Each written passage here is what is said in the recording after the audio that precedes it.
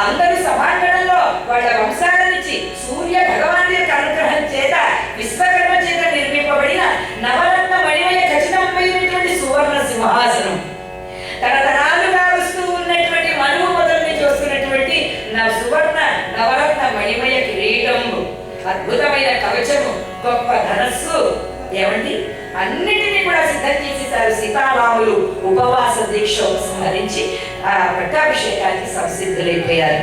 ఎక్కడెక్కడి రాజన్యవరులు, బంధువులు, మిత్రులు, పౌరగణాలు అందరూ చక్కగా అలంకరించుకుని వచ్చేసారు. ఆ పట్టాభిషేక వేదికంతా కడకడలాడిపోతుంది. వశిష్ఠుల వారు ఉన్నారు. ఎక్కడ దశరథ మహారాజు గారు? కైకేయి మందిరంలో ఉన్నారు. సమయం అయిపోతుంది. ముహూర్తానికి 1 గంట మాత్రమే సమయం ఉంది. మేమందరం ఎదురు చూస్తున్నాం. రమణమని తీసుకుని రా సుమంత్ర. సుమంత్రుడు అనేటువంటి వారి యొక్క ప్రసక్తి ఇక్కడ ప్రారంభమానంలో తిన్నగా సుమంత్రుడు వెళ్ళాడు, చూశాడు. కైక అన్నది వెళ్ళి రాముడితో రాజ్య విషయాలు మాట్లాడాల్సింది, వెంటనే వెంటబెట్టుకునేరా అందుకని రాముడిని వెంటబెట్టుకుని వస్తుంటే అసలు అక్కడ ఉన్నటువంటి వాళ్ళందరూ ఆయన దారిలో రథం మీద వస్తున్నట్టు ఆలస్యం కాకూడదని ఆ రామచంద్రమూర్తిని చూసి వాళ్ళందరూ అనుకుంటున్నారట, ఆహా ఆ రామచంద్రమూర్తి యొక్క సౌందర్యాన్ని చూసి ఆ రాజ్యంలో ఉన్నటువంటి వాళ్ళందరూ అనుకుంటున్నారు,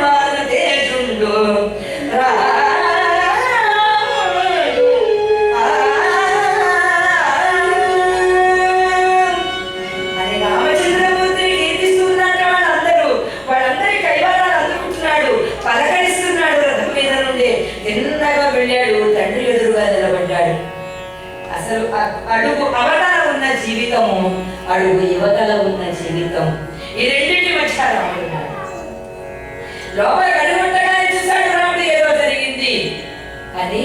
తిన్నగా వచ్చి తండ్రి గారి పాదాలు దండం పెడుతూ ఉంటే పక్కకు ముఖాన్ని తిప్పుకొని కంటికి మట్టికి ఏకధారగా ఏడుస్తున్నటువంటి తండ్రి కనిపించారు. అపచారమేదైనా ఆచరణ చేతిన్నా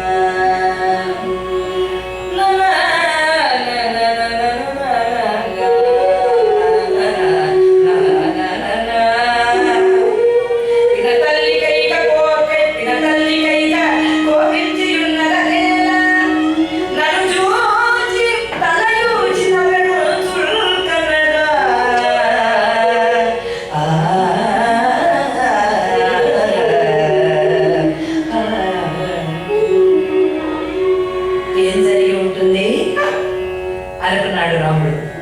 ఏం జరిగిందో చెప్పేశాడండి వెంటనే. అక్కడికి వచ్చాడు, చూశాడు, తండ్రి గారికి నమస్కారం చేశాడు, సవతి తల్లిని చూశాడు. కథ అర్థమైపోయింది రాముడు. అసలు ఏం చెప్పాల్సింది? ఒకవేళ కైకన కొడుకునకు పట్టము కట్టుకకు లోతలంచి ఇతని లోకన ఈ గడుము మాటము తోడ ఎంతో అర్థమైపోయింది. కైక తన కుమారుడైన భరతుడికి పట్టాభిషేకం చేయాలనుకుంది. అందుకు ఈయన బలవంతం పెట్టింది. ఈయన మాట ఇచ్చాడు. మొహమాట వల్ల ఏమీ మాట్లాడలేకుండా ఉన్నాడు. ఏదేమి జనకుల ప్రేమ పదవికే అనుద్దపోయేది నా దురదృష్టం ఇదియా. పోతే పోయింది రాజ్యం. నాకు రాజ్యం ఇస్తానంటే ఎంతో ఇవ్వను అంటే కూడా అంతే. ఆ పాటివారికి నా తల్లిదండ్రులు ఇంతగా బాధపడాలా అని వెంటనే అడిగాడు. అమ్మ, నాన్నగారు ఏమీ మాట్లాడడం లేదు తల్లి, నువ్వైనా చెప్పమ్మా ఏం జరిగిందో అని. మీ నాన్నగారు నాకు 2 వరాలు ఇచ్చాడు. ఒకటి నీ పట్టాభిషేక భంగము అనగానే రాముడు నిర్లిప్తంగా ఉన్నాడు. తెల్లారితే నీకు పట్టాభిషేకము అన్నప్పుడు ఎలా ఉన్నాడో, నీ పట్టాభిషేక భంగము అన్నప్పుడు కూడా అలాగే ఉన్నాడు. ఏమండి, భూషణ దూషణ భూషణ తిరస్కార అవమానములందు రాముడు ఎంత స్థిత ప్రజ్ఞతతో ఉన్నాడు మనకు అర్థమవుతుంది. ఏం మాట్లాడలేదు ఆయన. ఇదేమిటి రాముడు ముఖంలో ఎటువంటి రియాక్షన్స్ లేవు. ఆస్తి మొత్తం అంతా నీకు ఆదిలో పోయింది, కోర్టులో ఓడిపోయావు చెప్పిన వాడు ఏం చేస్తాడు? తలవదలు కొట్టుకుంటాడు. ఏమి లేకుండా పోయింది అని. రాముడు ఏమి అసలు కదలడు. పట్టాభిషేకం అన్నప్పుడు ఎలా ఉన్నాడో, పట్టాభిషేకం లేదు అన్నప్పుడు అలా అంటాడు. ఏమిటి అమ్మ, ఈ పాటిదానికి నా తమ్ముడిని నన్ను వేరు చేశారా? తల్లిదండ్రులమైనటువంటి మీరు నన్ను దూరం పెడతారా అమ్మ ఈ పట్టాభిషేకాన్ని గురించి? ఒక్క ఆజ్ఞేసి ఈ పాటికల్లా నేను మీరేం చెప్తే అది చేసేవాడిని కదా అమ్మా. మీరేమి విచారించవలసిన అవసరం లేదు. అయ్యో నాన్నగారు, ఈ పాటి దానిక మీరు ఇలా ఉన్నారు.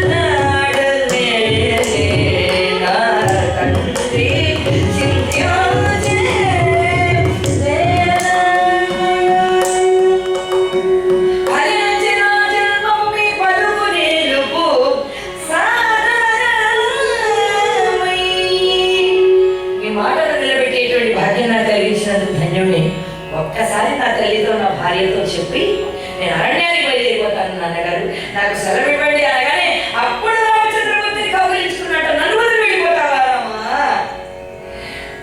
ఎటులా బిడ్డకు నిన్ను పుత్ర ఏమనందు కుల పవిత్ర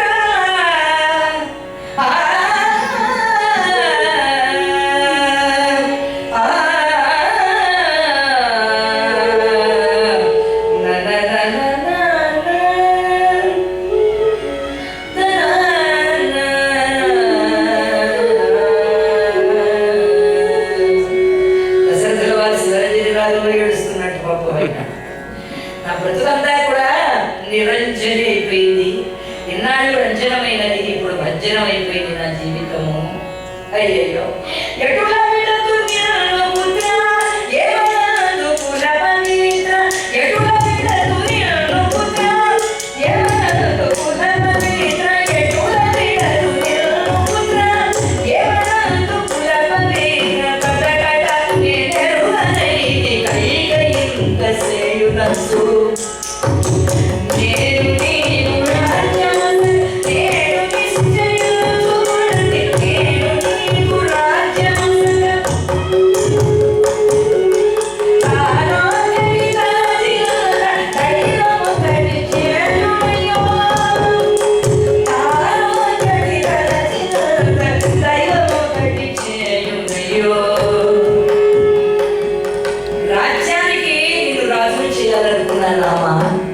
అడవి రాజ్యానికి నేను పంపించాల్సిన అగత్యం వస్తుంది అనుకోలేదు రామచంద్ర.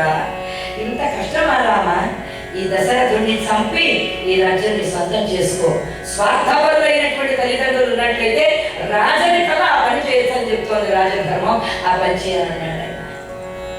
ఈ ప్రపంచంలో ఉన్నటువంటి గొప్పతనం ఏమిటంటే మిక్కిలి తాను ప్రేమించిన వస్తువు తనకు తప్పదు కదా. నువ్వు దేన్ని ఎక్కువగా ప్రేమిస్తావో అది నీకు దూరం అయిపోతుంది. ఇది ప్రకృతి సహజం. నీ వంటి మంచివాని బాధపట్టేది కైక మారిసి రాకాసే కాక 14 ఏళ్ళు నిర్మలవాసమునరుంచుమనుటకు హా రామచంద్ర నాకు నోరాడు చెట్లు సూర్యుడి సౌఖ్యమానలేడు కొడుకు నెడయుట చెంది రుసులుకొనబడుట మరియు శ్రీరాముడని నింద వలయుటయు ఇకేమి నా దురదృష్టమో రామచంద్ర. ఎందుకలా రామ నిన్ను కన్నది? నాన్న 14 ఏళ్ళు అడవులకు పోరా అని చెప్పడానికి నోరు రావడం లేదురా. ఇది మనిషి కైక రాక్షసి. మా ఇద్దరిని నువ్వేం చేసినా తప్పు లేదు. రాజ్యం నువ్వు వేరుకోనన్నా రాజధర్మావళి. నాకు ఇప్పుడు బాధ ఏమిటో తెలుసా? నేను ధర్మాన్ని నిలబెట్టుకోవాలని ప్రాణాలు కూడా కోల్పోతున్నాను. పైగా స్త్రీలోనుడు దశరథుడు 3వ పెళ్ళాము యొక్క ముద్దు మాటలకు లొంగి చెట్టంత కొడుకు అన్యాయం చేశాడన్న అపనింద నేను ఇప్పుడు పడబోతున్నానయ్యా. ఎందుకు ఇంత దురదృష్టం వచ్చింది నాకు అని ఏడుస్తుంటే రాముడు ఓదారిస్తాడండి. చాలా ధర్మాన్ని ఎలా తప్పించుకోవాలా చూస్తున్నారు నాన్నగారు. ధర్మాన్ని ఎలా తప్పించుకోవాలా అని ఆలోచిస్తున్నారు. అలా ఆలోచించడం సరికాదు సుమా. ఎంత బాగా చెప్తాడండి రామచంద్రమూర్తి. ఒకటే చెప్పాడు రామచంద్రమూర్తి.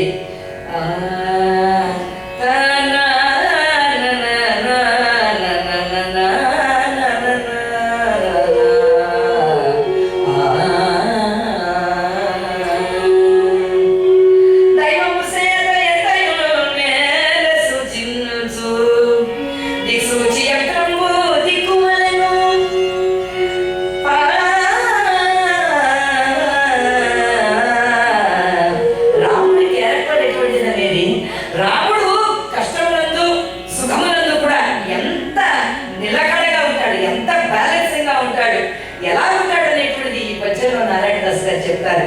దైవము సేత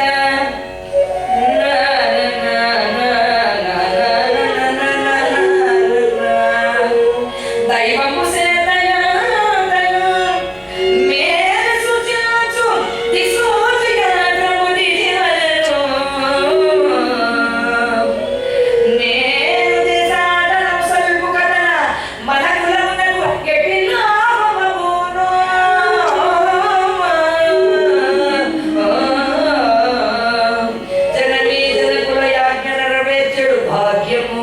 సుతులకు పట్టుటెట్లు.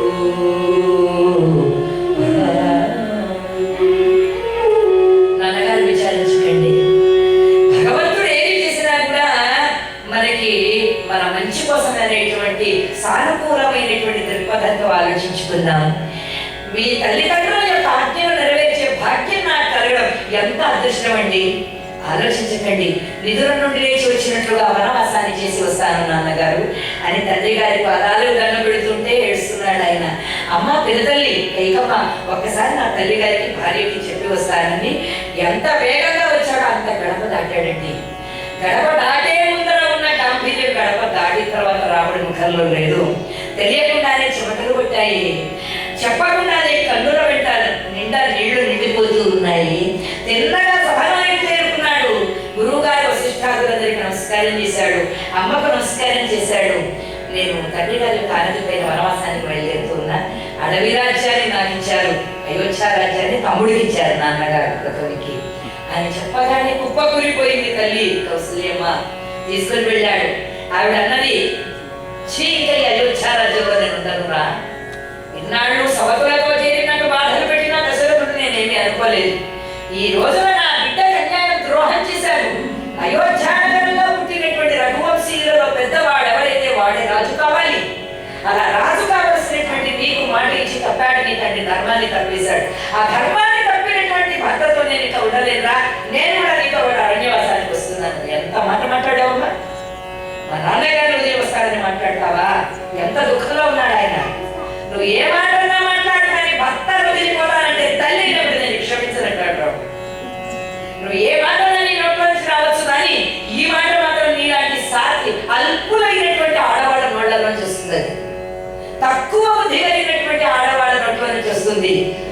ధర్మం తప్పిన భర్త కాదాయన. అన్నమాట కోసం ప్రాణాలు వదిలేశాడు, కొడుకులు వదిలేశాడు. ఎంత మహానుభావుడైన భర్త నీ భర్త, ఎంత దుఃఖంలో ఉన్నాడు. ఇప్పుడు మూడవ భార్య చేత పీడిపోబడుతున్నాడు. ఆయనకి నీడనిచ్చి నీళ్లు పోసేది ఎవరు మనం తప్ప? నువ్వు అలా మాట్లాడసామా? మొదటి రక్షకుడు ఆడదానికి తండ్రి, రెండవ రక్షకుడు భర్త, మూడవ రక్షకుడు కొడుకు. నువ్వు రెండవ రక్షకుడైన భర్త యొక్క నీడలో ఉన్నావు. నువ్వే 1000 మందికి రోజు అన్నం పెడుతూ ఉంటావు. అంత ఆస్తి పురురాలి కౌసల్య, అంత ఆస్తి కలిగినటువంటి సంపదలు కలిగినటువంటి సంపన్నురాలకండి ఆవిడ కౌసల్య. నువ్వే 1000 మందికి అన్నం పెడుతూ ఉన్నావు. నీ భర్తకి ప్రాణం పెట్టడం కష్టం అనిపిస్తుందా? మనసు చెడిపోయి ఉంది, బ్రతుకు మారిపోయి ఉంది, దుఃఖంలో ఉన్నాడు, వృద్ధుడై ఉన్నాడు, ముసలివాడై ఉన్నాడు. ఇప్పుడు వదిలిపెట్టిపోతావు మీ ఆయన్ని. ఇది ధర్మమేనా అమ్మా? నువ్వు ఆ మాట మాట్లాడకూడదని. నిన్ను విడిచి ఎలా బ్రతకగలరా రామా? ఎన్ని కష్టాలు పెట్టినా సహించాను, కానీ నిన్న అడవులో పాలు చేస్తానంటే ఆ కైక మాట విని నేను భరించలేకుండా ఉన్నాను రామా అని ఆ తల్లి ఏడుస్తూ ఉంటే తల్లిని ఓదార్చాడు. కలలో నుండి లేచి వచ్చినట్లుగా 14 ఏళ్ల వనవాసం చేసి వస్తానమ్మా, నువ్వేం బాధపడకని భార్య దగ్గరకు వచ్చాడండి ఆయన. ఏమంటే నేను కూడా సత్తైనా అన్ని ప్రయాణానికి కావాల్సిన ఎక్కడ వస్తావు అన్నాడు ఆయన. మీరు ఎక్కడికి వస్తే అక్కడికి. ఈ రోజుల్లో భార్యామణులకి ఏమంటారు? కష్టాలని మీవి, నీ కాళ్ళని నావి. కానీ ఈవిడ నువ్వు ఎక్కడ అడిగా ఉంటే నేను అక్కడికే వస్తా, అది సత్యస్తున్నాను, నువ్వు రావద్దు, నేను వెళ్ళిపోతాను వనవాసానికి అన్నాడు. మా అమ్మ నాన్నల్ని సేవించుకోవాలి, నువ్వుంటే మీ అమ్మ నాన్నల్ని సేవిస్తా, నువ్వే నన్ను వదిలిపోయినప్పుడు మీ అమ్మ నాన్నలను నేను సేవించాను. నాకు నువ్వే జీవితాంతం ఉండాలి, నువ్వు ప్రక్కనే ఉండాలి. నువ్వు అడవుల్లో ఉంటే అడవుల్లో ఉంటా. అసలు ఏమిటండి భార్యాభర్తలకు ఉన్నటువంటి అనుబంధం? ఎంత గొప్ప అనుబంధం చూడండి. ఆ భార్యాభర్తల అనుబంధాన్ని నిలబెట్టుకోవడం కోసం వాళ్ళు అన్ని వదిలేసుకుంటారండి. ఎంత గొప్ప ఆడవాళ్ళండి. అటువంటి శ్రీమూర్తులైనటువంటి సీతా మహాలక్ష్మి లాంటి శ్రీమూర్తులందరికీ కూడా పాదాభివందనాలతో ఒకసారి చప్పట్లు పెట్టండి, గట్టిగా కొట్టండి. గట్టిగా ఇంటికెళ్ళాలి అంటే ఆ ప్రశ్న గట్టిగా సపోర్ట్ పెట్టావు కాదు, అక్కడ ఆడవాళ్ళకి సపోర్ట్ చేసావు కాదు అంటున్నాడు మళ్ళీ. అందువల్ల ఎంత చాటపూర్తులైనటువంటి ఏంటి తండ్రి గారి మా మాట కోసమని కొడుకే అన్ని వదిలి వెళ్ళిపోతాయంట. లేక లేక కన్నటువంటి ఒక్క బిడ్డ కోసమని కౌసల్యాదేవి ధర్మం చెప్పగానే ఆవిడ అక్కడ ఆగిపోతుంది. భర్త గారు తనని వదిలిపెట్టాడు అంటే ఆయన అడవుల్లో ఉన్నా సరే, తిండి లేకుండా ఉన్నా సరే, ఎటువంటి సుఖాలు లేకుండా ఉన్నా సరే, కటికి నేలపైన ముండ్లలో గంటల్లో పెడతానంటుంది భార్య. అసలు ఎంత కుటుంబ అనుబంధాల గురించి, భార్యాభర్తల అనుబంధం, అన్నదమ్ముల అనుబంధము, తల్లి బిడ్డల యొక్క అనుబంధం ఎంత బాగా వాళ్ళ జీవితాన్ని త్యాగం చేశారండి. చరిత్రలు గడిచిన, యుగాలు గడిచిన, ఎన్ని కాలాలు గడిచినా కూడా సీతారాములే. రామచంద్రమూర్తి అనండి. రాజా రామచంద్రమూర్తికి ఈతడు రాముడు ఏకాంగ వీరుడు, ఏదల చూచినా కాని ఇరవుకున్నవాడు, ఏదల చూచినా కాని ఇరవుకున్నవాడు, ఈతడు రాముడు ఏకాంగ వీరుడు.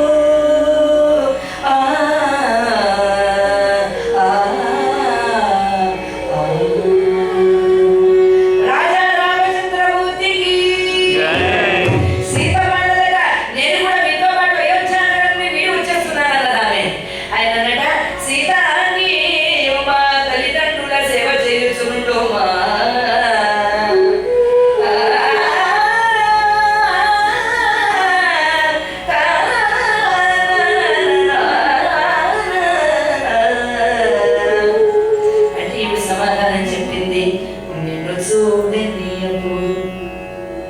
నా చూపులు వ్యర్థములని నీ మధురాలాపములు వినని నా వేణులు విఫలములని పరమ జగదేక వీరా నీకు సేవలనర్పని నా జన్మము ఆనాటి అనుపనిగా ఏది ఇంకొక్కసారి నన్నెడసగలను నీవే కందువు నా ప్రాణములిప్పుడెటులెడను. ఇంకొక్కసారి నన్ను విడిచిపెట్టిపోతానని నా ప్రాణాలు కూడా ఇక్కడే పోతాయి. ఆ పక్కనే నేను కూడా ఉన్నానన్నయ్య, తీసుకుని వెళ్తావా, ఈ దశరథుని ఈ కైకేయిని నన్ను చంపేయమంటావా అన్నాడు. అలా అయితే తమ్ముడుగా జీవితాంతా నీ ముఖం చూడను అన్నాడు. అయితే నన్ను తీసుకెళ్ళు నీతో పాటు. ఒరే మనం ఎవరైనా కొడుకులో లేకుండా ఉంటే అలాగా అమ్మ నాన్న దగ్గర ఎవరో ఒకరు చూసుకోవాలి కదా. వాళ్ళ జీవితాలు వాళ్ళు చూసుకున్నారు అన్నయ్య, వాళ్ళకి నువ్వు నేను ముఖ్యం కాదు, వాళ్ళకి భరతుడికి రాజ్యం చేయాలని కైకమ్మ గారు దశరథుడు నిర్ణయాలు తీసేసుకున్నారు. ఇప్పుడు మనం వాళ్ళకి కావాలా, అవసరం లేదు, మన ధర్మాన్ని మనం కాపాడుకున్నాం. నేను నీతో పాటు చేస్తున్నానన్నయ్య అన్నాడు. ఒరే మీ అమ్మకు ఒక్క మాట చెప్పావా, ఆయన ఎప్పుడు మీ అమ్మను పట్టించుకోలేదు సుమిత్రని, కొడుకు అయినటువంటి నువ్వు కూడా చూసుకోపోతే అలాగా మీ అమ్మతో మాట చెప్పావని. ఆ చెప్పాను అన్నయ్య, ఆవిడే ఉన్నది పోతే పో అన్నాడు. ఏమిటండి మీ అమ్మ పోతే పోమన్నా, అదే నిజం చెప్పరా, అబద్ధం చెప్పకు లక్ష్మణ అన్నాడు. వాళ్ళమ్మ చెప్పింది, రామం దశరథం విధి మా విధి జనకాత్మజం అయోధ్యామటవీం విధి గచ్చతాత తపో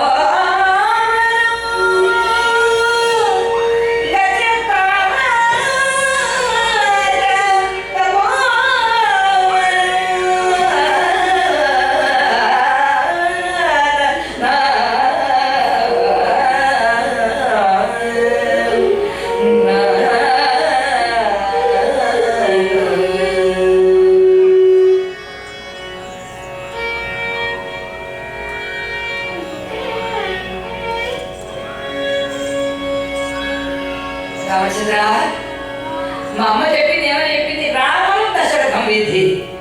నాయన అడవికి వెళ్ళిన తర్వాత రాముడే నీ తండ్రి, సీతమ్మే నీ తల్లి, అరణ్యమే అయోధ్య రాజ్యం, అందువల్ల క్షేమంగా వెళ్ళిరా. ఇది బయటికి అర్థం. రెండవ అర్థం, రామం దశరథం విధి. రెండవ అర్థం, నువ్వు వెళ్ళిపోయిన తర్వాత దశరథుడు బతుకున్నాడు, తండ్రి తర్వాత తండ్రి అంతటి వాడి ఇంట్లో పెద్దన్న గారు. ఇది ఎప్పుడు గుర్తుపెట్టుకోవాలి. ఎంత గొప్ప మాట చెప్పిందో. మా పెద్దన్న ఎక్కడ ఉంటాడండి, మా చిన్నన్న ఎక్కడ ఉంటాడండి, వాడు ఎక్కడ ఉంటాడండి, అప్పుడప్పుడు కాల్ చేసుకుంటాం అనుకోండి, అలా కుదరదు. నీ తండ్రి తర్వాత తండ్రి అంతటి వాడు పెద్దన్న. ఆ అన్న ఎప్పుడు నీకు పరమ పూజ్యుడే.